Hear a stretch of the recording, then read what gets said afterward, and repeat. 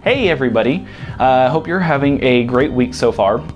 So today I want to talk about a way of counting calories. Now there's many ways you could do it. One is by looking at labels. However, with some things, especially if you're eating whole foods, fresh fruits, veggies, all that kind of stuff, it's a little bit harder to figure out the calorie content because they don't always come with a nutritional guide. And so maybe later I'll make a video in the future about how to read nutritional labels and what to look for and what not to look for.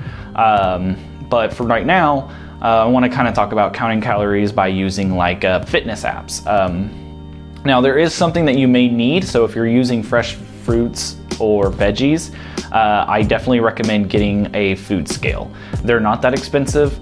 Some of them come fairly cheap. You don't need a huge one, but if anyone's ever worked in like a restaurant or anything, they've seen that food scales are used to weigh to make sure the food is the same portion. So that's one way for you to use it at home, to make sure that you are using the same portions every time you're eating something that you cook at home.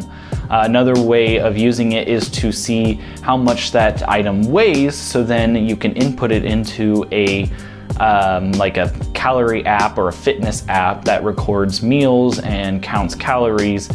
They may not be the most accurate, but they are still reliable enough to at least get you to your goals of what you're trying to look for. So if you're looking for weight loss, it's definitely good to, or both. If you're looking for weight loss or muscle growth, it's definitely great as a app to check your calories and see where you're at. Now, when I first started, I was putting it in like every single day, every meal, trying to put like every little thing that I had put in that was food and edible or drink wise that had calories. I was trying to get it all put in to be very direct, and it helped.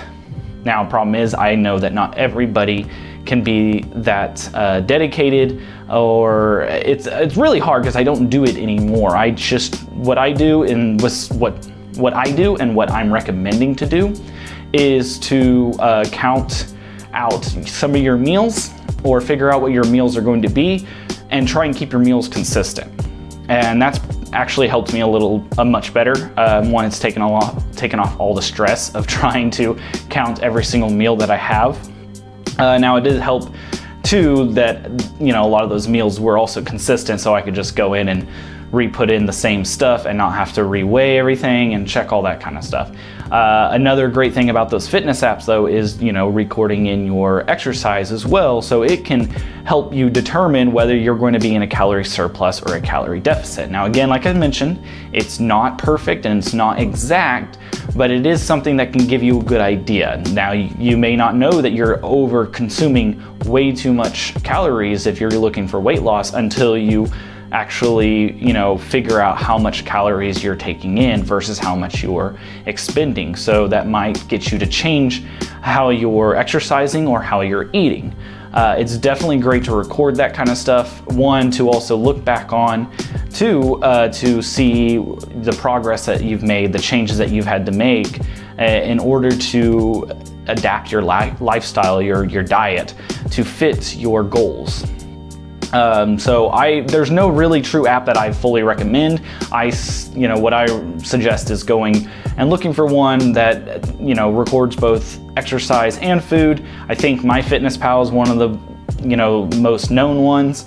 I had, or still do, I have Samsung Health, and that's just because it came with my phone. I'm a weirdo and I don't have an iPhone like the rest of the world, but it was a good app. It came pre-installed, and, it got me to help out with my goals. So I hope this really helps out with y'all. I really hope that this is giving you a good direction onto what to think about. And yeah, as always, stay happy, stay healthy, and stay hydrated.